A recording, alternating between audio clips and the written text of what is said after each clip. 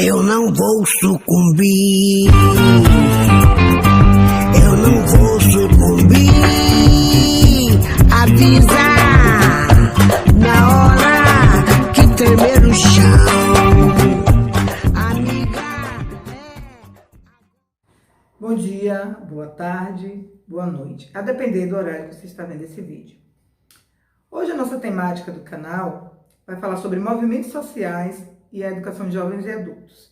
Mas também eu quero aproveitar e agradecer aos likes, às visualizações e pedir que vocês se inscrevam no nosso canal para que essa nossa luta, pela educação de jovens e adultos, ela se prolongue e ela alcance várias e várias pessoas, tá?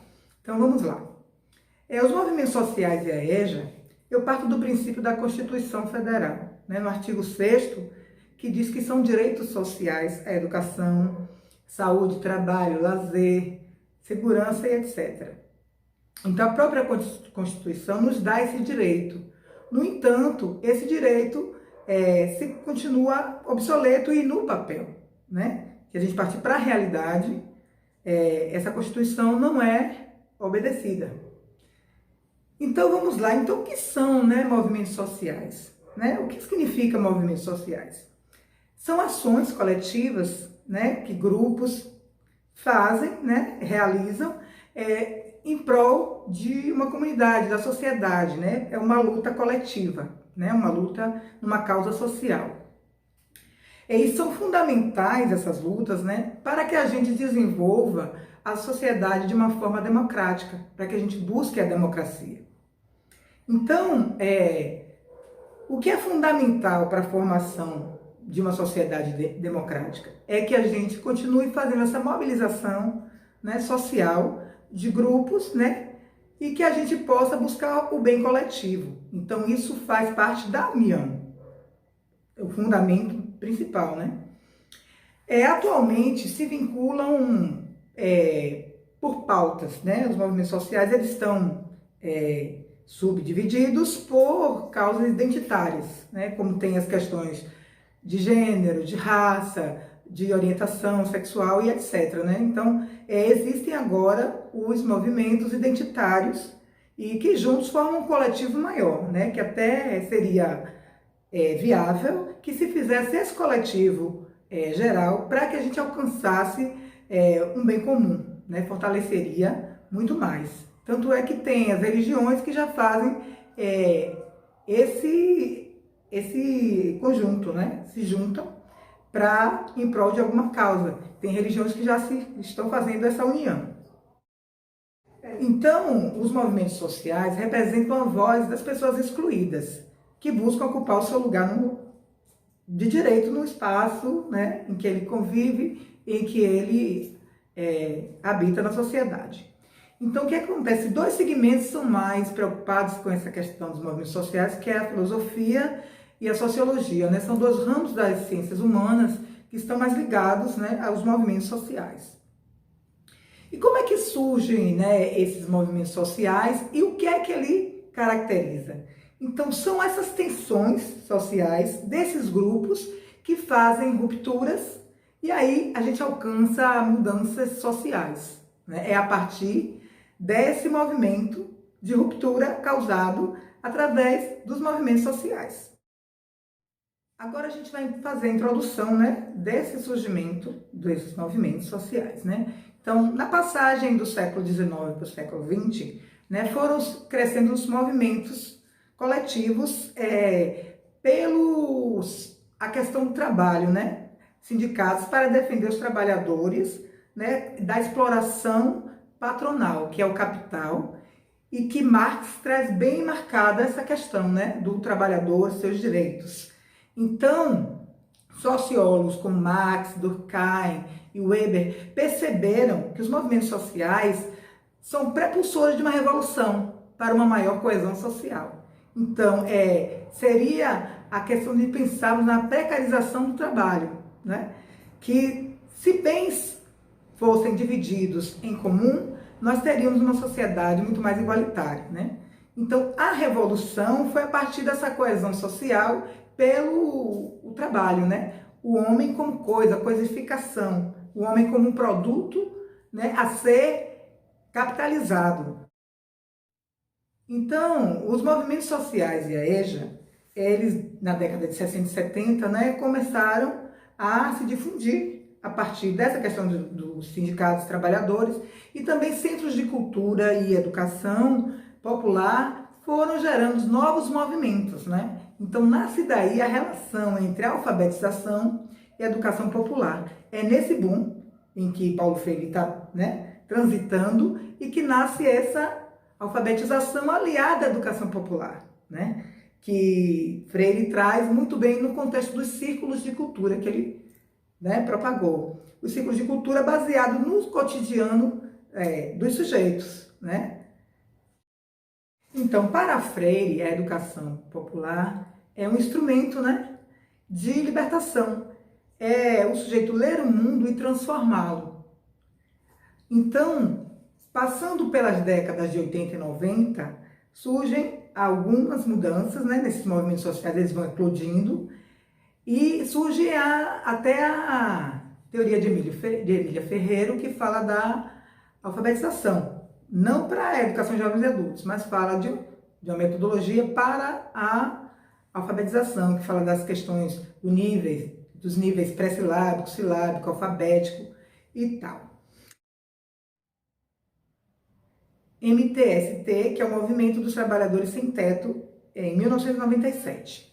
Então, a partir, né, dos anos 80 e 90, eclodem maiores movimentos, né, grupos, coletivos, e eles vão se subdividindo, né, por identidades, como os movimentos negros, quilombolas, indígenas, LGBT queer, e movimentos de periferia, de artes, de cultura, vão se disseminando. Então, o que a gente pode pensar entre os movimentos sociais e a docência na EJA, né?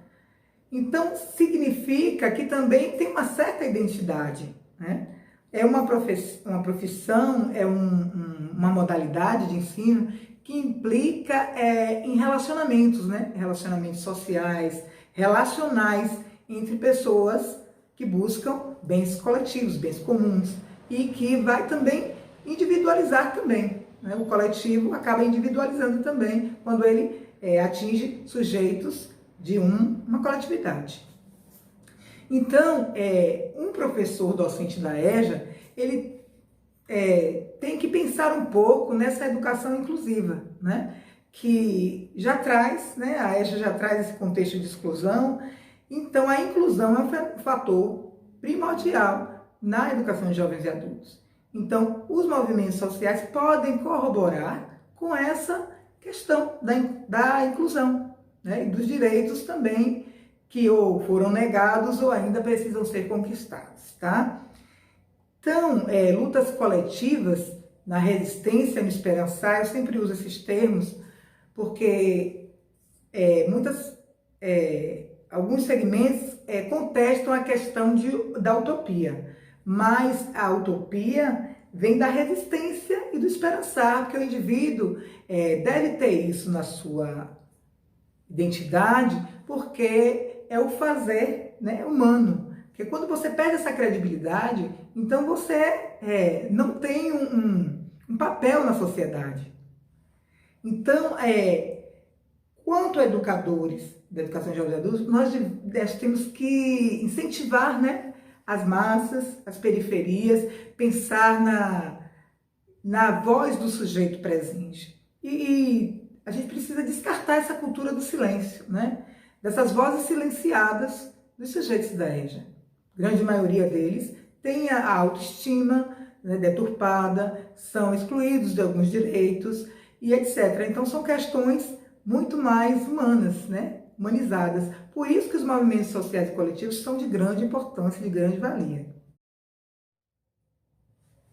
Cultura do silêncio, que nós precisamos disseminar e dar vozes a esses sujeitos. Isso, né, é uma transformação de massas populares e que o indivíduo, o sujeito, sai da alienação, né? A gente precisa que o sujeito seja desalienado. E para isso, esses movimentos sociais também, eles estão imbricados nas políticas públicas, né? Que são as políticas públicas que podem nos trazer questões democráticas, né? E a gente consegue esses movimentos e essa democracia a partir das resistências, né? Temos que ser resilientes e resistentes, principalmente no atual momento político que nós estamos vivendo, né? Então, a resistência e a resiliência é de suma importância, porque quando você perde essas duas características, você deixa de acreditar, né? Você deixa de se humanizar e ser coletivo e pensar com alteridade em você e no outro e na inversão de papéis. Isso é de grande importância. Então, como é que eu faço, né, esse processo? Como é que o docente faz esse processo, né? É através de uma educação que busque a democracia, né? É uma cidadania que é a base para a inclusão. Então, quando o indivíduo, o sujeito se torna cidadão e ele cria uma certa consciência da emancipação humana, ele começa a perceber, né, algumas manobras, né, políticas, e ele consegue fazer uma leitura crítica de cada espaço, de cada determinação de problemática. Então, a prática da libertação, né, a praxis para a libertação, traz a conscientização, que é a emergência de uma consciência popular, a presença das massas no processo histórico que faz pressão nas elites. Então, quem é que traz as conquistas? São esses movimentos que entram num embate, né, e causam uma ruptura, e aí a gente consegue adentrar, né, e requerer direitos. Mas isso é uma questão de cidadania, né, e que atualmente pode estar sendo enfraquecida por a situação política atual. Então, o que é que está acontecendo realmente? A gente está tendo uma perda de direitos já conquistados, né? Então, esses direitos estão regredindo, né? E as políticas estão altamente neoliberais e têm acentuado ainda mais as desigualdades sociais e econômicas, tornando mais consciente, então, a necessidade de revitalização desses movimentos, né, para a busca desses direitos ou para a conquista de novos direitos. Então, como é revitalizar esses direitos?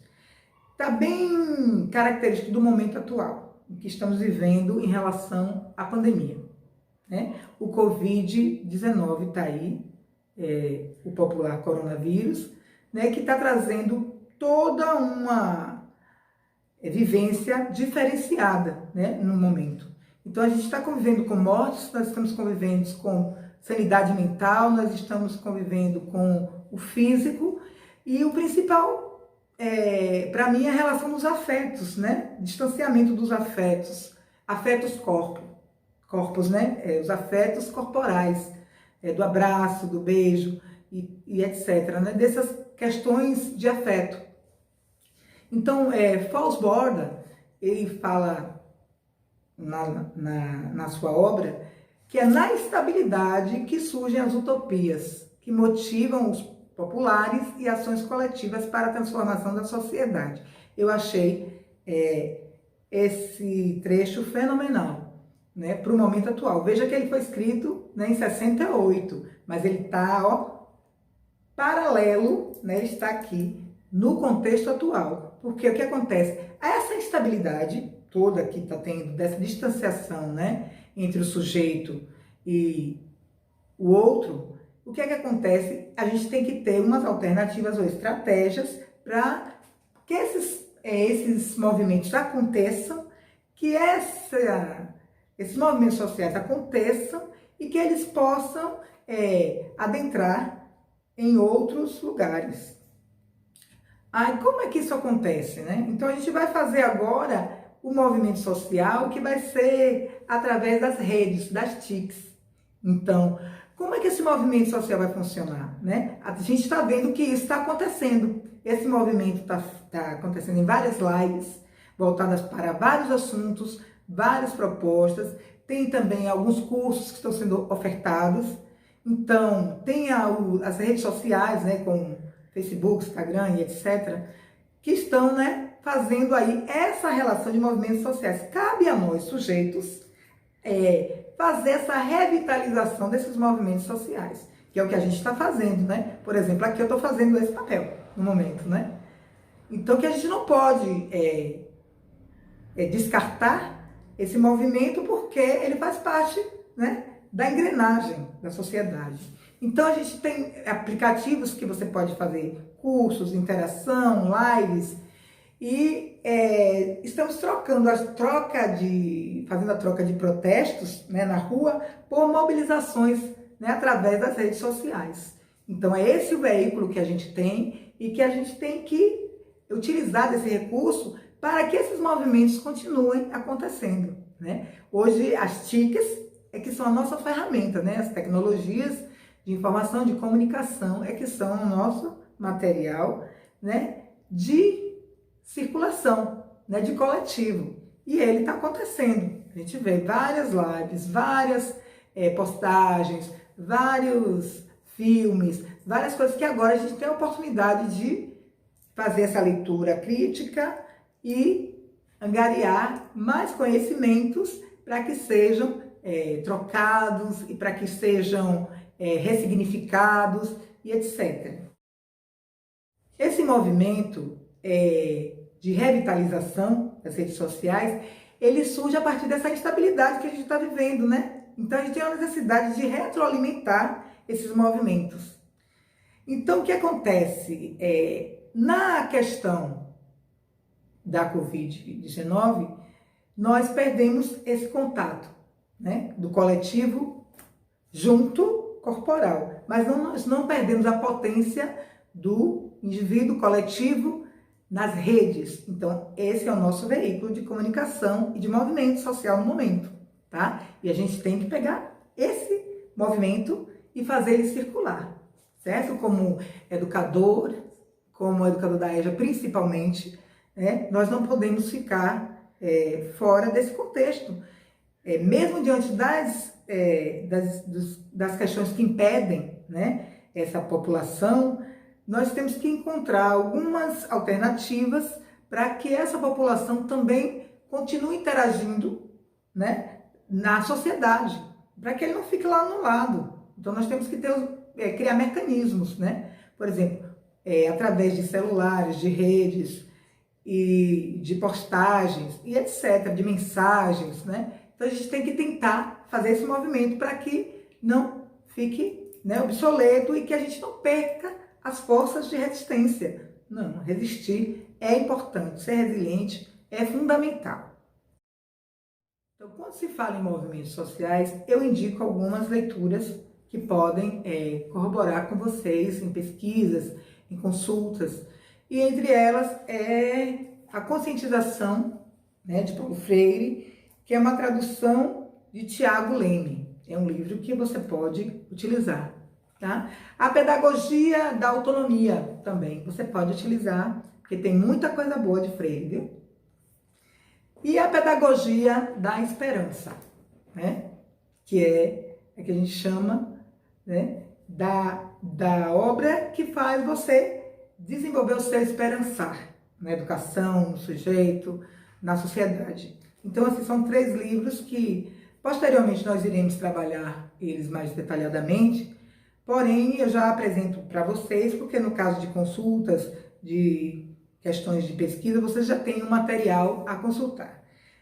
Temos também Brandão, que ele tem uma obra que ele publicou em 1980, que fala da questão política e da educação popular, né? Então, liga-se política e educação popular. Glória Gon e Paiva. Arendt, que fala entre o passado e o futuro, nessa obra de 2014, ela traz assim alguns recortes. Tardif, Sacristan, né? Sacristan tem uma sacada muito contemporânea, então eu gosto muito de Sacristan. Tem Sandra Siqueira, né, que é da UFBA, eu tive o prazer de ser aluna dela, né? Então ela fala muito de movimentos sociais em relação à classe trabalhadora, inclusive tem o Le Marx lá, que é o instituto que trabalha com cursos voltados à teoria marxista, Arroio, que fala também das questões de exclusão e fala também dos movimentos de política, de repolitização, né, que a gente pode falar desse contexto atual. Então, gente, aqui eu vou encerrando, né, esse nosso episódio de hoje e vou fazendo também uma solicitação para vocês, né? Perante essa situação de pandemia, de desconforto em todos os sentidos, vamos nos proteger e proteger os nossos, né? E no esperançar na utopia de Paulo Freire, é que acreditamos numa humanidade muito mais democrática, muito mais emancipatória. Então, vamos nos cuidar, vamos cuidar do outro, né? Vamos usar a nossa máscara, por sinal a minha até coloridíssima. Vamos usar a nossa máscara para nos proteger e o álcool gel, né? Não esqueçam, porque são atitudes que vão cuidar de você e do seu semelhante.